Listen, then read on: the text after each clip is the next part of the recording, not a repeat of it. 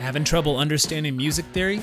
Well, in this video, I'm going to lay the foundation for you, exploring the difference between sharpened and flattened notes, which notes don't have sharps, which don't have flats, and how you could start applying it to your playing.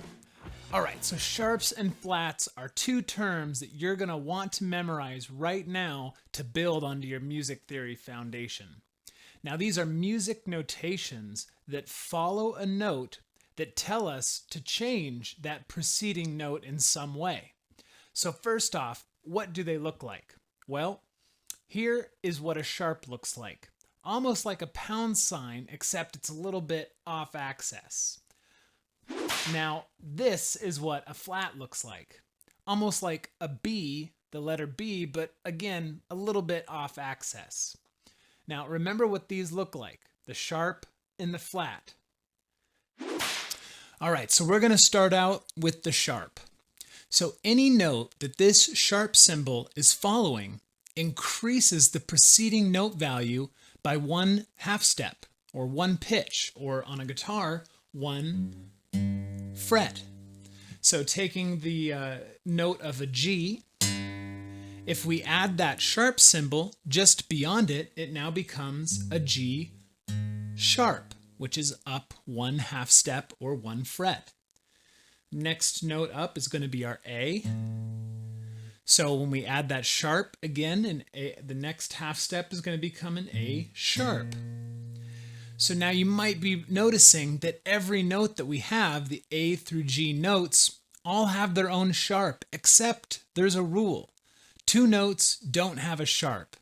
And I know this might sound confusing, but I got a good trick for you. All you got to do is remember Shakespeare's quote, "To be or not to be."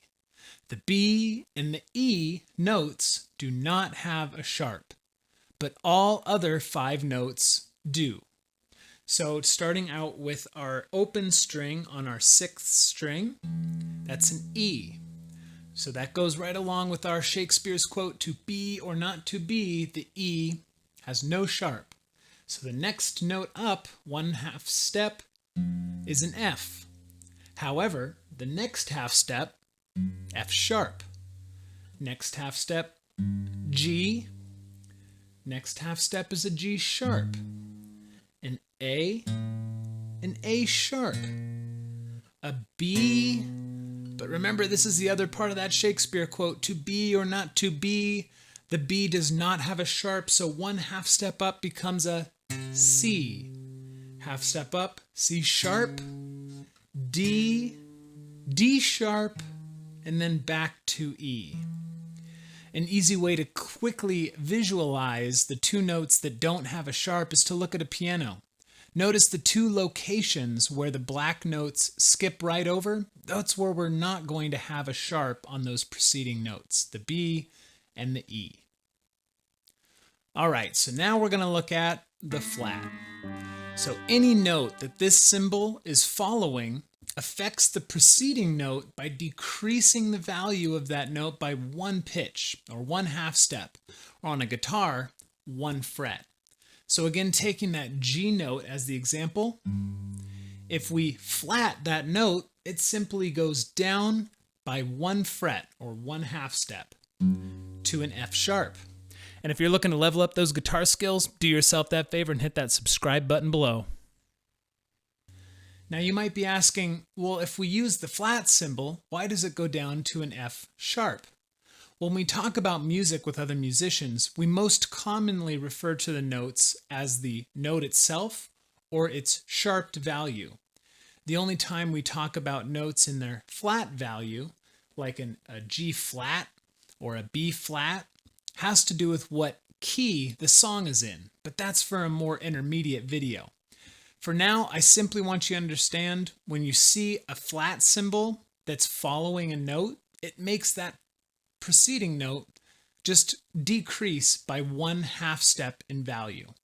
So a G, if we flat the note, moves down 1/2 step.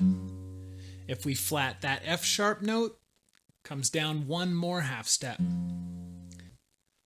So as you dive deeper into music theory, you're going to start seeing sharps and flat symbols all over your sheet music. It starts getting a little bit more complicated when you start looking at how these notes are affected due to the key that the song is rooted in, but that's for a later video. For now, simply want you to understand that when you see the sharp symbol following a note, it just means that we increase that note's value by 1/2 step. And on the contrary, when you see that flat symbol, it means we decrease that note's value by 1/2 step. So now when I say there's only 12 notes in music, this might make a little more sense because we got 7 notes, A through G. 5 of those notes have a sharp. The 2 that don't, we can remember by the Shakespearean quote, "To be or not to be." The B and the E do not have a sharp, but all the other notes do. So we have 7 notes, 5 of them have sharps. That adds up to only 12 notes that there are entirely in music. Once you got that down, you know every note there is on this guitar fretboard.